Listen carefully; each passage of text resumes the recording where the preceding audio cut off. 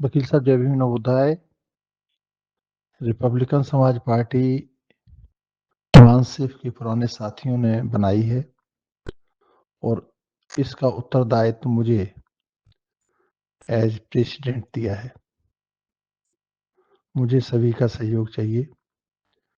यह party collective responsibility and collective accountability concept पे आई है।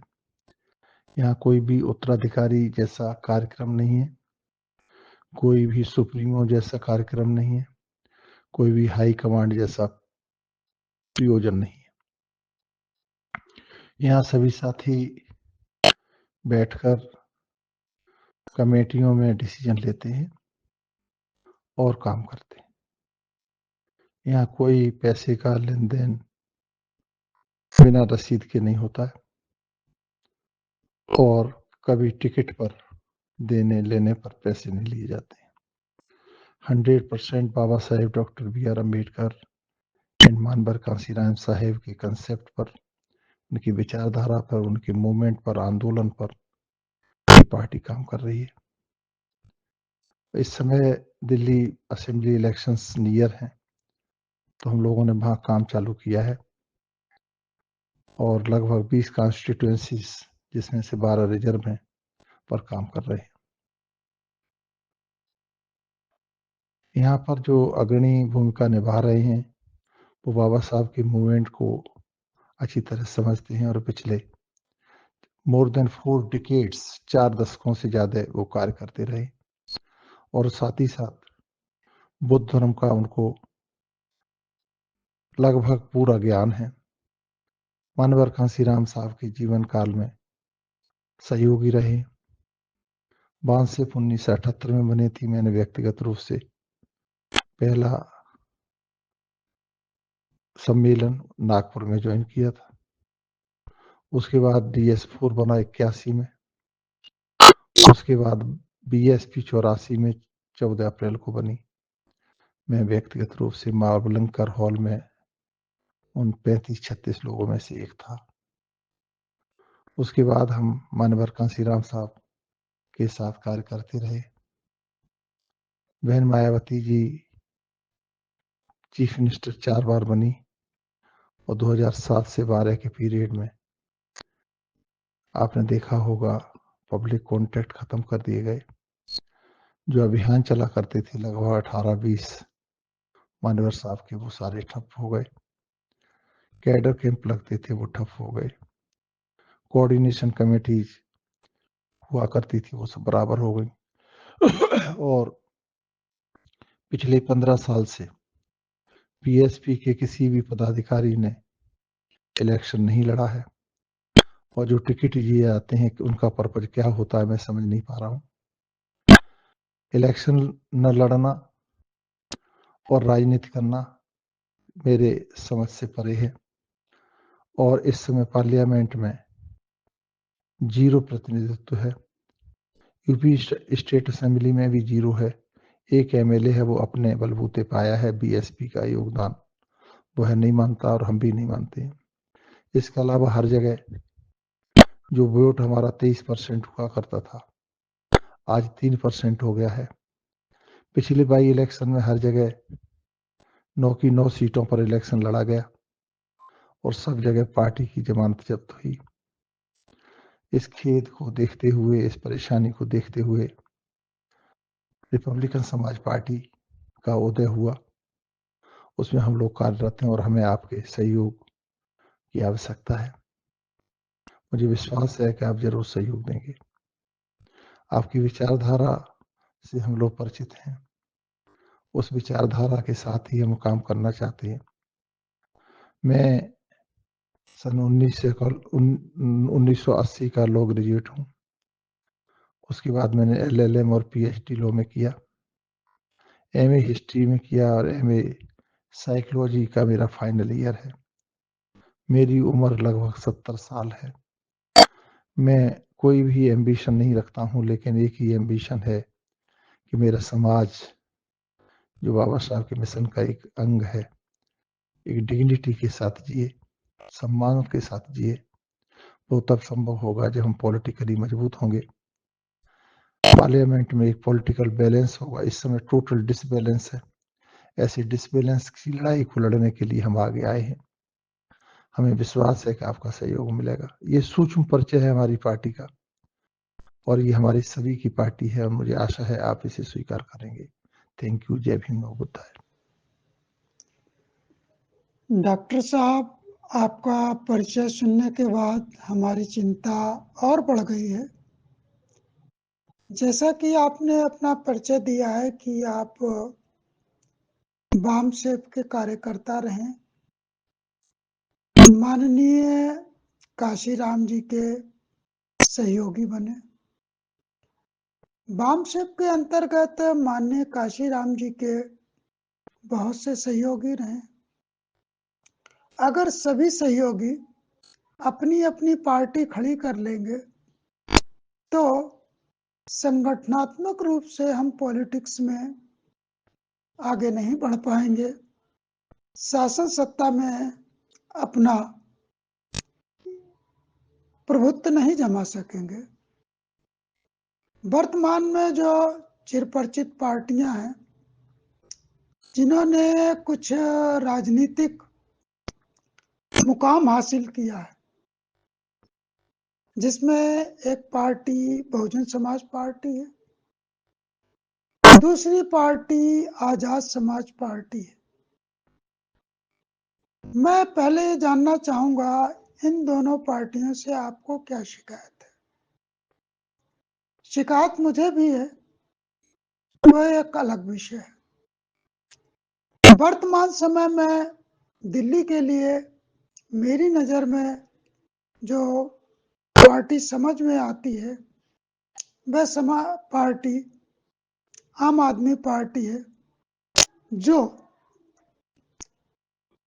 कमजोर वर्ग के लिए कुछ कार्य कर रही है और वह कुछ कार्य सिर्फ ऐसा ही कार्य है जिसके संदर्भ में मैं कहता हूं बनियों की पार्टी है, इस कोठी का धान उस कोठी में कर रही है, लेकिन अल्टीमेटली वह धान समाज के पास ही है, दलित समाज के पास ही है, कमजोर समाज के पास ही है। कांग्रेस या भारतीय जनता पार्टी की तरह दलितों के हक की मारी नहीं हो रही है। अब मैं अपने विषय पर आ जाता हूं। मैं बिल्कुल ही पृथक दृष्टिकोण रखता हूं और हमारा दृष्टिकोण है कि बाबा साहब ने केवल 3 मिशन दिए हैं हमारे समाज को: सामाजिक समानता, आर्थिक समानता और राजनीतिक समानता। राजनीतिक समानता का हम लोगों ने भरपूर फायदा उठाया है। सबके पास एक वोट का अधिकार है और उस अधिकार का प्रयोग करते हुए प्रबुद्ध वर्ग नई नई राजनीतिक पार्टियां भी बना रहा है। ये एक राजनीतिक समानता की बात है। जिसके पास कुछ वोटर्स होते हैं वह राजनीतिक पार्टी बना लेता है। बात यहाँ खत्म नहीं होती है, बात यहाँ से शुरू होती है। अगला मिशन है आर्थिक समानता का। आर्थिक समानता के विषय पर ना तो आजाद समाज पार्टी का मुझे कोई दृष्टिकोण नजर आ रहा है, न ही बहुजन समाज पार्टी का कोई दृष्टिकोण नजर आ रहा है। विगत 70 सालों में कांग्रेस ने जो वेतन आयोग स्थापित किया वह आर्थिक असमानता को ही स्थापित करता रहा। उसका परिणाम यह हुआ कि दलित समाज में भी क्रीमी लेयर और नॉन क्रीमी लेयर हो गया, ओबीसी समाज में भी क्रीमी लेयर और नॉन क्रीमी लेयर हो गया।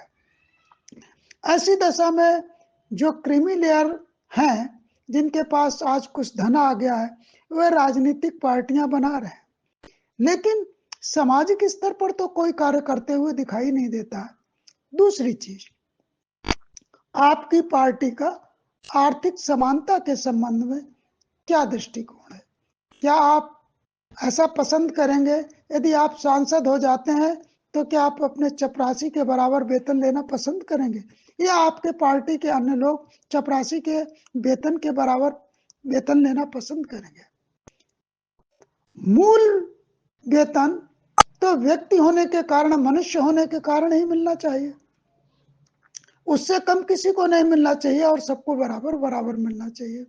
दूसरी बात मैं कहता हूँ, महंगाई भत्ता जो बढ़ता है वो प्रतिशत के आधार पर बढ़ता है और मूल वेतन के प्रतिशत के आधार पर बढ़ता है, और मूल वेतन शुरू से ही अलग होता है।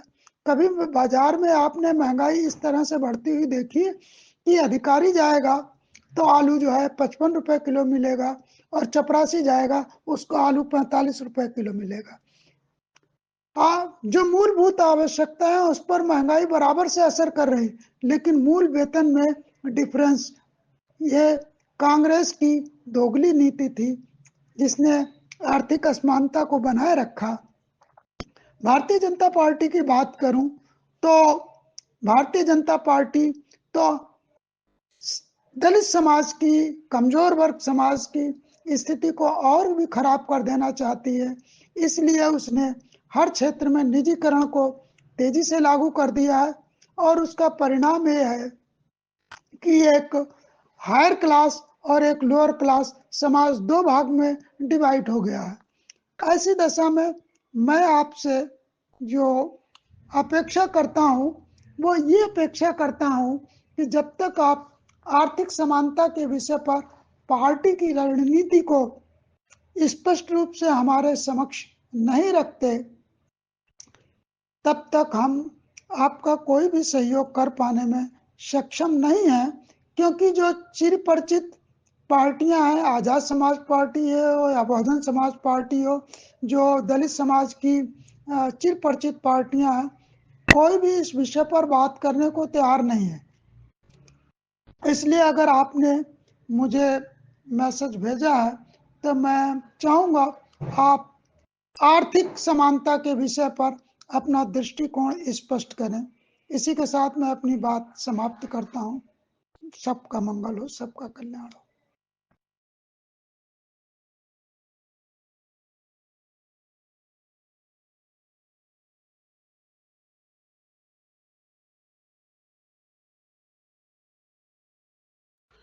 सभी देशवासियों को प्रणाम। मैं जुगल चावला, समाज सेवी, आज एक गंभीर विषय पर चर्चा करूंगा और आप सभी से मैं गुजारिश भी करूंगा कि जो मैं संदेश देना चाहता हूं उसके प्रति आप अमल करेंगे।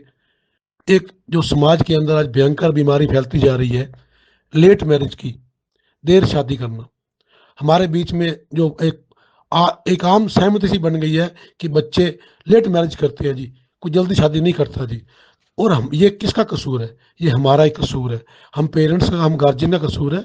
हम अपने बच्चों के प्रति ऐसी भावनाएं पैदा करें बचपन से ही, ताकि 18 साल में लड़कियों की शादी करें और जो लड़का 21 साल का हो चुका है उसकी शादी करें। हम बार बार आडंबरों में, अपने स्टैंडर्ड के अंदर, अपनी हैसियत के अंदर और पैसे के प्रति इतने लालची हो चुके हैं कि अपनी सभ्यता को भूल चुके हैं और अपने संस्कारों को भूल चुके हैं। उसकी ओर जाएं ताकि जो आने वाला समय है हम अपने देश के लिए काम कर सकें, सुरक्षित रह सकें, ताकि हमारी पीढ़ियां सुरक्षित हो इसके प्रति।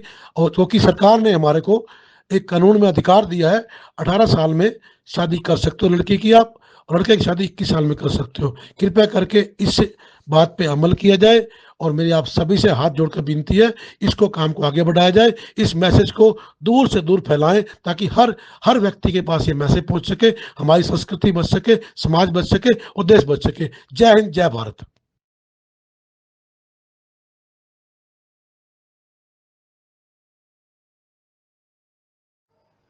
माननीय चावला जी, आप सीपीआई के प्रांतीय अध्यक्ष हैं। हम आपसे अपेक्षा करते हैं कि आप राजनीतिक विषयों पर चर्चा करेंगे, जैसे कि आर्थिक समानता के विषय पर आपकी पार्टी का क्या दृष्टिकोण है, आप आर्थिक समानता को भारतीय संविधान के अनुसार इस देश में लागू करने के लिए क्या कर रहे हैं, आदि विषयों पर आप चर्चा करें। जो कि राजनीतिक विषय हैं तो अच्छा लगेगा। यह सामाजिक विषय जिस पर आप बात कर रहे हैं, इस पर अपना विचार रखने का कोई औचित्य नहीं है। कृपया सामाजिक विषयों को सामाजिक संगठनों को करने दें तो ज़्यादा अच्छा होगा। आप राजनीतिक व्यक्ति हैं तो राजनीतिक विषय की बात करें। धन्यवाद।